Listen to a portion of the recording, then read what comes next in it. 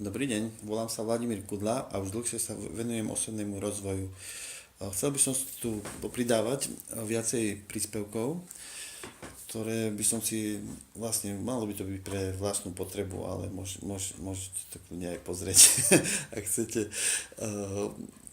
Vlastne mali by to byť príspevky zo života, alebo malo by to byť také vedené vlastne humornou formou.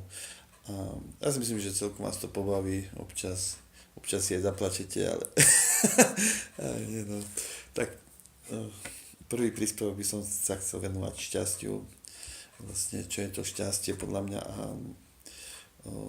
prečo sú ľudia šťastní a čo koho spôsobuje šťastným. Podľa mňa šťastie je každý deň sa zobudiť zdravý, ísť sa poprechádzať, vedieť sa radovať z maličkosti, vedieť si vychutnať dobré jedlo, vedieť sa ísť zabaviť a tak. No, veľa ľudí v dnešnej dobe dosť berú šťastie cez peniaze, že dosahujú, že kupujú si auta, domy a že si myslia, že ich to bude, že budú šťastnejší.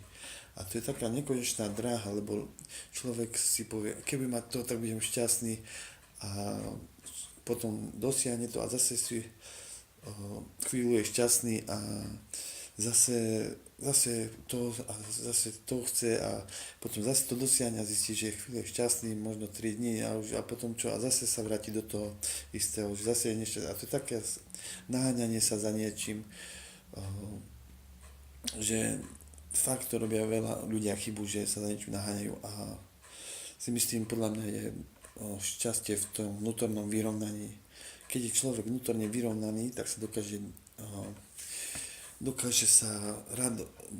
byť šťastný z malých vecí, dokáže sa radovať z hociakého slnečného lúča alebo z hocičoho, ale netreba to brať len cez tie majetky a peniaze, to není všetko, ale ako je to potrebné tiež v životu, nemôže byť človek chudobný úplne, aby nemal nič, treba mať aj starať sa o seba, aj všetko, ale ja si myslím, že tá vnútorné vyrovnanie, že to je hlavné a že ak sa tým človek začne zaoberať a sám sebou, čo mu robí radosť a čo ho uspokojuje, že vtedy si myslím, že vtedy dosiahne to práve šťastie a že sa mu aj začne dariť aj vo finančnej, aj vo všetkom, vo všeobecne v živote.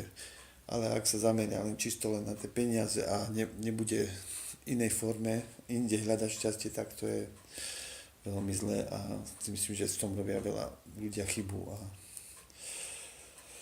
preto treba sa zamerať hlavne na seba a si myslím, že toto je aj celkom dosť na to, že to je prvý príspevok.